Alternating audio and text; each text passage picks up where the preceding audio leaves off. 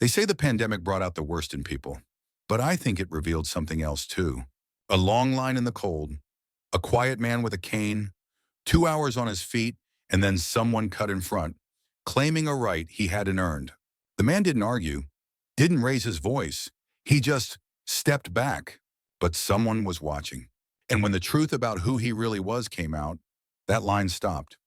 So did the city. Because sometimes it takes one silent act to remind us what dignity looks like and how gratitude isn't optional, it's a responsibility. Welcome to Grateful Stories, where tales of compassion and kindness are told. Let's uncover what really happened. April 2020, Bakersfield, California. The country was in lockdown. The virus had emptied streets, shut down schools, and turned ordinary grocery runs into something quiet and uncertain. That morning, a chill sat in the air like fog, lingering low along Maple Street where the community food bank operated 3 days a week. A line had already formed well before dawn. It stretched around the corner, snaking between faded parking lot stripes and worn-out city benches. Everyone standing apart, 6 feet at least. No one spoke much, not out loud. The silence was part fear, part fatigue, and part something harder to name like grief still forming. Masks covered every face, blue surgical ones, cloth ones sewn at home, scarves pulled tight around noses and mouths. All that remained visible were the eyes, and they said plenty. At the very end of the line, leaning on a pair of silver crutches, stood Walter Harris. He had arrived just after 6 a.m., long before most of the others. But others had arrived earlier. It didn't matter. He was used to waiting. Walter was 79 years old, though his back was still straight and his voice still steady. His face, partially hidden behind a faded black mask, held the quiet resolve of someone who had learned long ago to endure. His coat was a wool military green, decades old but clean, with a button missing on the inside flap. Underneath, his left pant leg was looser because beneath it, his leg bore the deep toll of a different war. 52 years ago, in the jungles near Quezon, Walter had carried 3 of his brothers out of an ambush. Only 2 lived. A piece of shrapnel found his knee in the process. He never talked about it. The medal sat in a drawer somewhere, next to a folded flag, and a letter signed by a president long gone. No one in that line knew any of that, and Walter didn't offer it. He wasn't there for recognition. He was there because his neighbor, an elderly woman named Mrs. Rodriguez, hadn't left her home in weeks. She lived alone, lost her husband last fall. Her pantry was empty. Her children were states away. And Walter still believed it was his job to show up when someone needed help. So he stood there, waiting, one foot anchored, one knee trembling slightly from the cold. The food bank had announced essential supply packs: dry beans, rice, canned vegetables, powdered milk, and bread. Limited stock. First come, first served.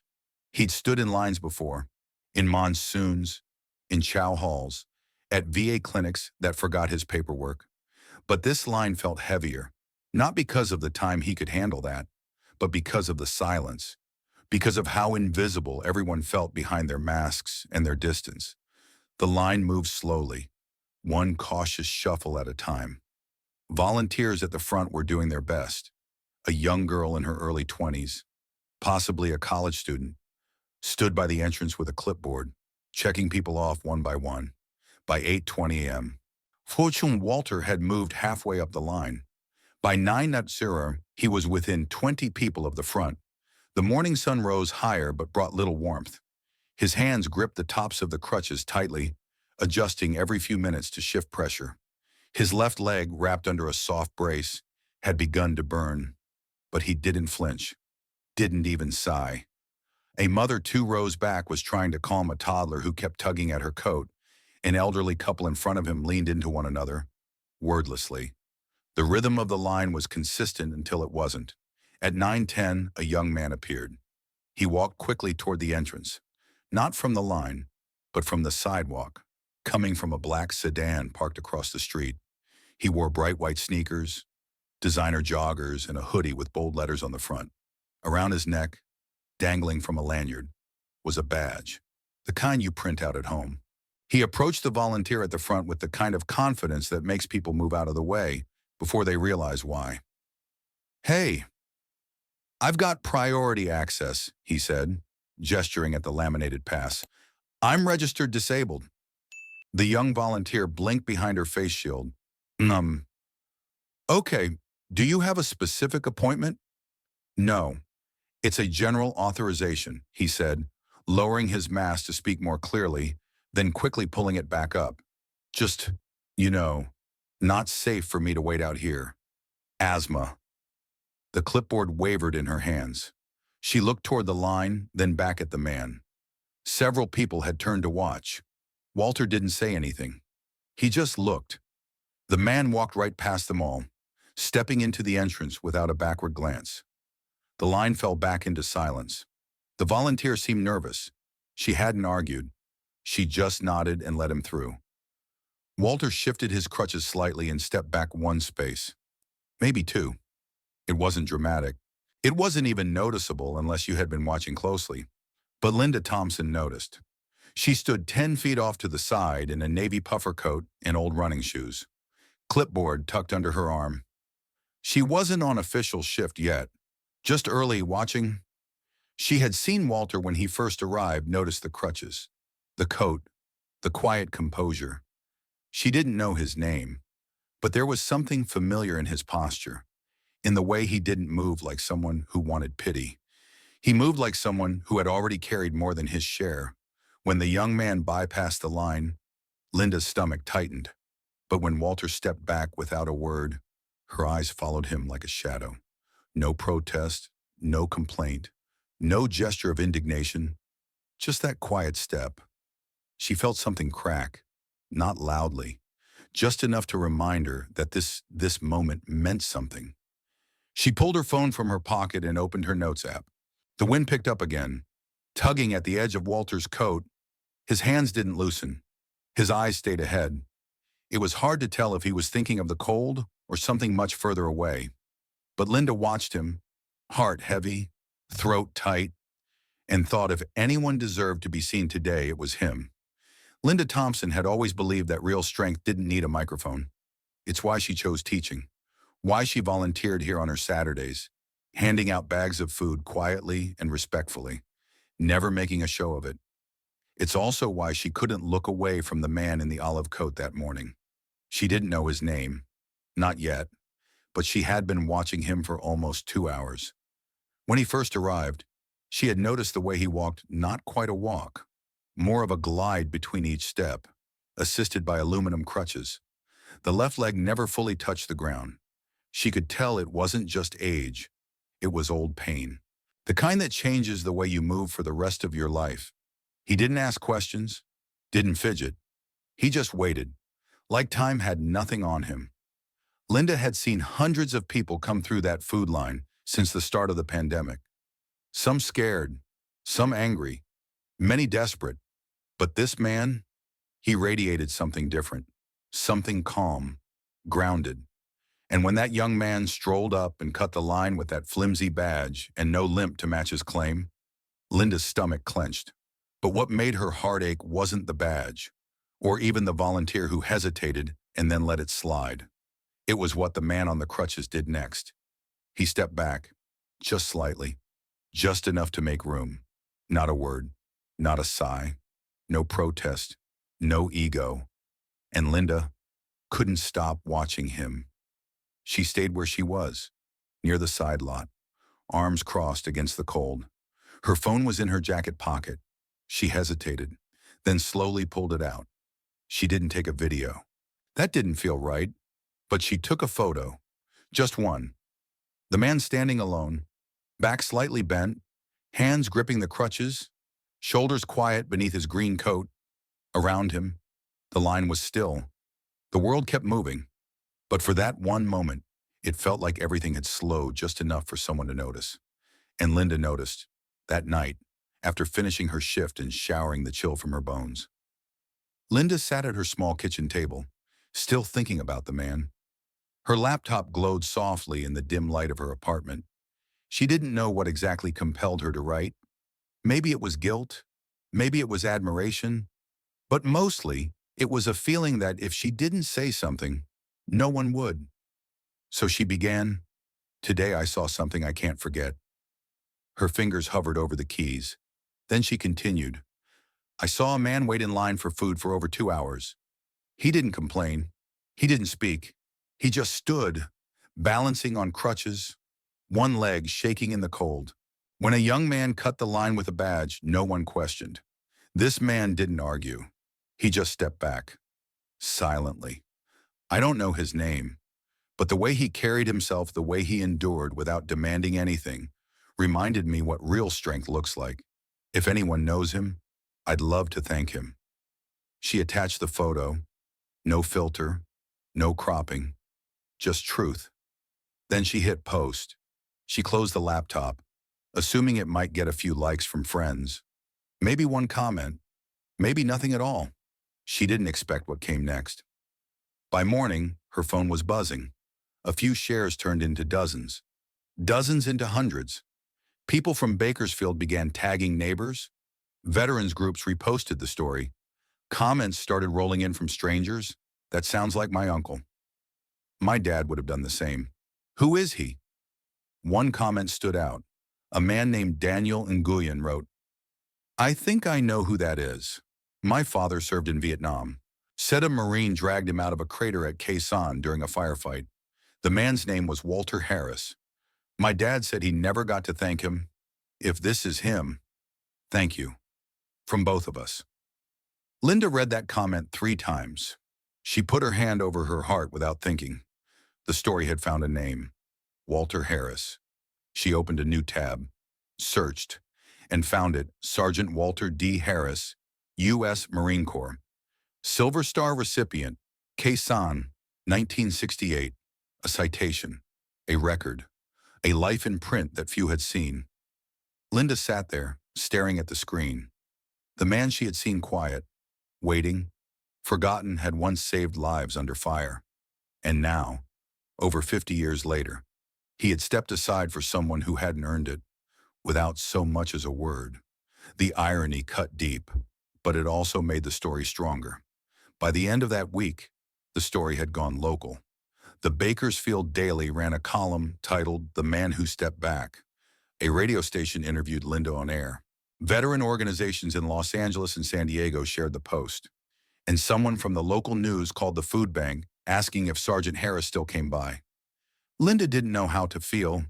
Part of her was relieved that the world was noticing him, but another part, worried that Walter wouldn't want it, that maybe he'd prefer to stay invisible, until she got a message from someone using the name WH68. "Ms. Thompson, I appreciate the kind words. I didn't expect to be seen, but I suppose sometimes stories find their way out no matter how quiet you are. You were respectful. Thank you for that.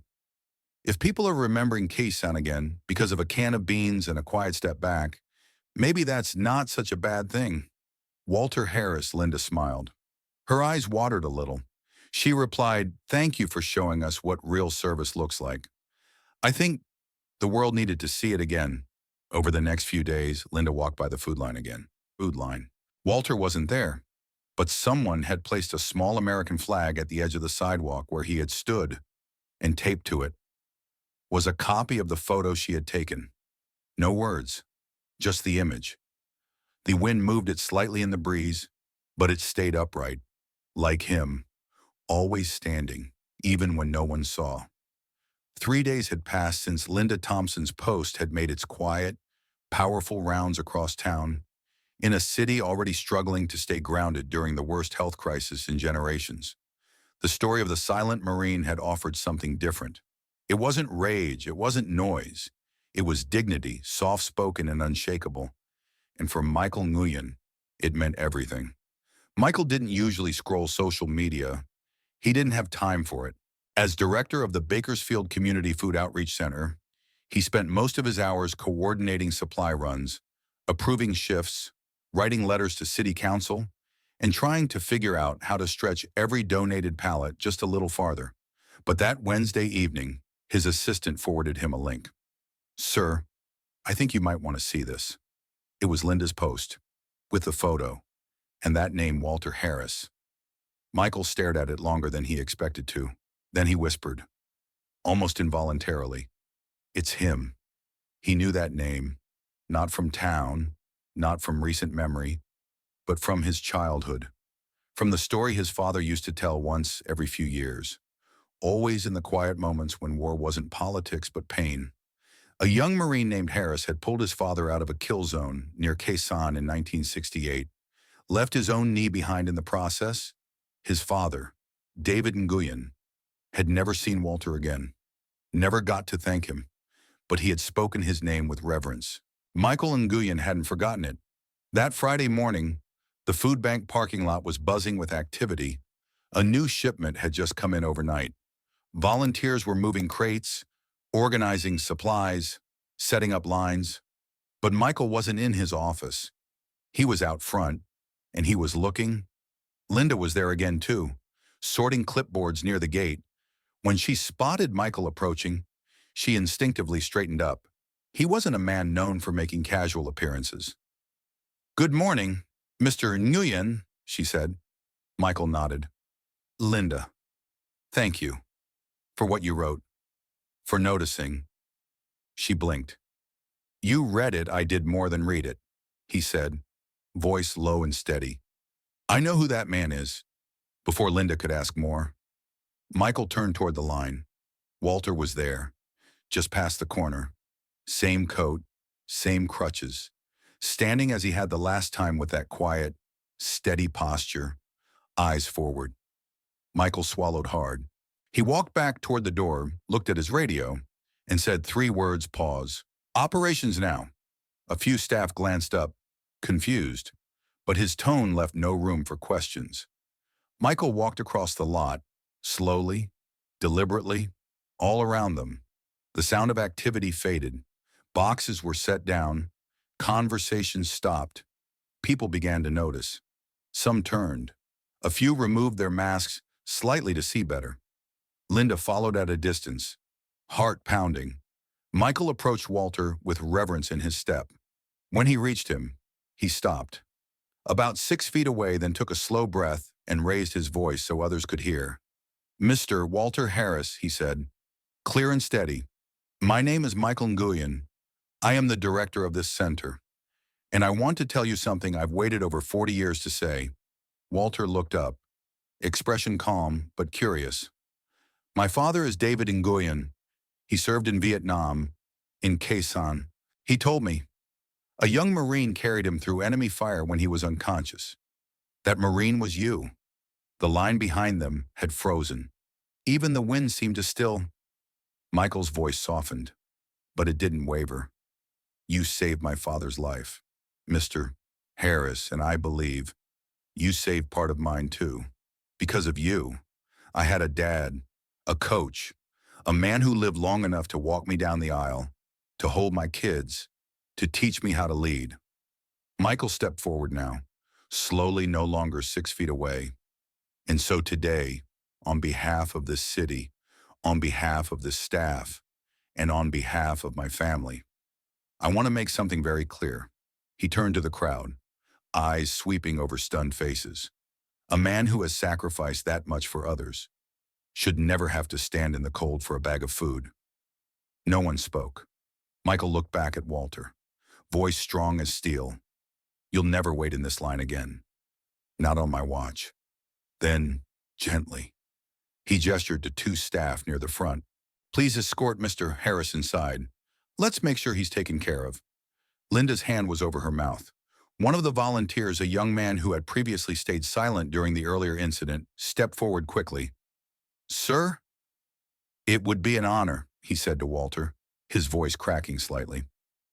Walter didn't move for a moment. Then, quietly, he nodded. His voice was barely more than a whisper. "Thank you, but I'm just here to help someone else." Michael smiled. "Then let us help you." Just this once, Walter didn't resist.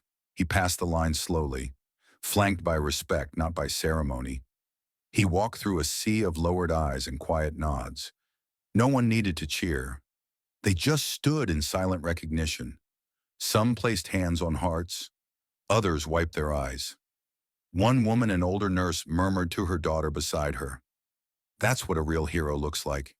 Inside the center, Walter was offered a chair, then coffee, then silence. The kind of silence that holds space, not awkwardness. A few minutes later, a city representative arrived with a small framed certificate of civic recognition.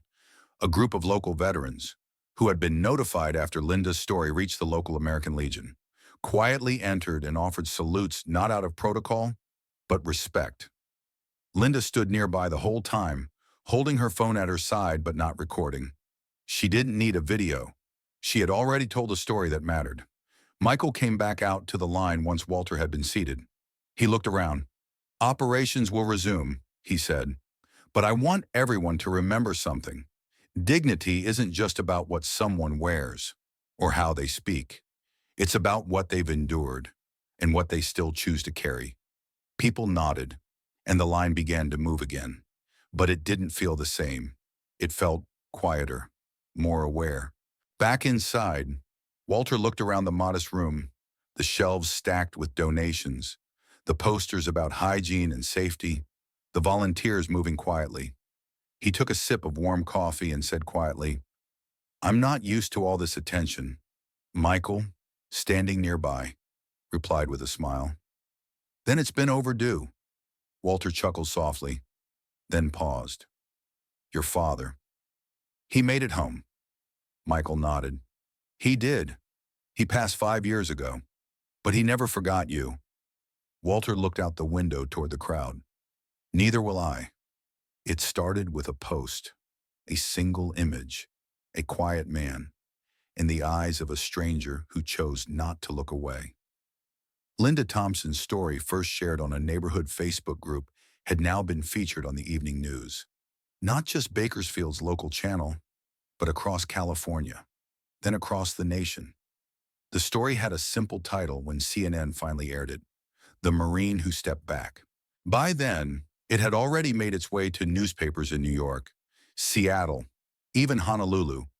One article called it the story America needed right now. Another wrote, "In a time when shouting seems louder than service, a man named Walter Harris reminded us what quiet heroism looks like." And then came the letters. Walter never had a computer. His old flip phone couldn't open images, and he didn't have an email. But his mailbox on the porch, bent slightly from years of weather, was suddenly full every morning. Cards from school kids, letters from veterans, notes from strangers saying only one thing: "Thank you." A widow from Pennsylvania wrote, "My husband never talked about Vietnam, but when I read about you, I saw something in his eyes for the first time in years. He cried." A teenager from Oregon wrote, "I never understood what a Silver Star meant until now. I want to join the Marines because of you." One envelope stood out, cream-colored, handwritten, stamped from Arlington, Virginia. Inside, on thick stationery, was a short message: "Sergeant Harris, I was the last one you pulled from that crater. You didn't know it then, but I lived. I went on to serve 34 years. I retired as a general in the United States Army. I owe that life to you." The letter was signed General Frank M. Talbot Rhett, 3rd Infantry Division, former Deputy Commander, CENTCOM. Walter read the letter twice, then once more, slower. He placed it on the kitchen table next to his morning coffee, folded his hands quietly, and let the silence hold the moment. He hadn't expected this. He hadn't asked for it. But somewhere deep inside, deeper than memory, deeper than metals, he felt something settle. Not pride, but peace. A week later, a reporter asked to visit his home. Walter politely declined. He said the story was already told. He didn't need cameras in his living room or headlines with his name in bold. What he needed, he said, was to show up at Mrs. Rodriguez's house on Saturdays, like he always had, bringing her groceries and asking about her cat. What he needed was routine. But the town didn't forget. At the next city council meeting, Mayor Gonzalez held up a printed copy of the photo Linda had taken and declared, We can't change the past, but we can change what we honor in the present. A motion passed unanimously to rename the food bank building to the Walter D. Harris Community Service Center. Walter was invited to the ribbon cutting. He arrived 10 minutes early, quiet as always. Linda stood beside him, nervous. "Do you mind if I say something?" Walter looked at her, eyes soft. "It's your voice that started all this. You should finish it." Linda stepped forward, facing the modest crowd gathered beneath folding chairs and taped-off spacing markers. She took a breath, then spoke. "There are people in this world who do good loudly, and that's fine. But every once in a while, we meet someone who did something extraordinary, then walked away without waiting for applause. Walter Harris is one of those people. We don't name this building because of medals.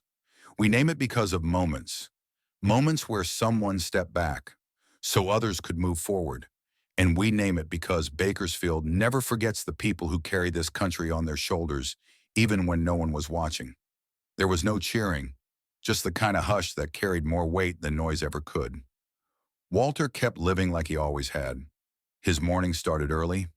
Coffee at 6, feed the birds by 6:30, VA appointment every third Thursday, church on Sundays, and food drop-offs to neighbors who didn't have cars or didn't speak English or were simply too tired to wait in long lines. He didn't do interviews. He didn't ask to speak at schools. But the kids started coming anyway.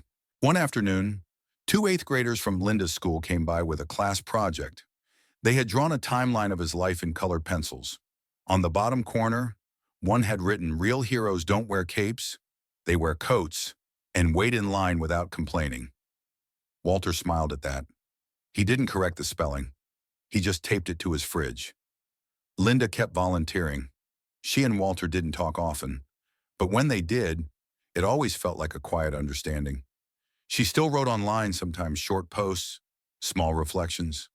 On the 1-year anniversary of that morning in April, she wrote, "One man stepped back, one crowd saw, one story changed the way we line up for respect." It went viral again. This time, no one was surprised. Walter's health declined slowly, as years do. He moved a little slower. The limp deepened. The crutches turned into a cane. But he never lost that look in his eyes, the one that said, "I'll stand if someone else needs to sit." He didn't talk about Vietnam, but he always stood when the anthem played. And he always saluted the flag outside City Hall, even when no one else did. And on his 80th birthday, a black SUV pulled up outside his modest home. A young officer in full-dress uniform stepped out, handed Walter a sealed envelope, and saluted him cleanly. Inside was a letter from the Secretary of Defense. It read, "Sergeant Harris, we recently updated our Veteran Recognition Archive. Your name now appears under Legacy Protectors, Unsung Heroes of Vietnam.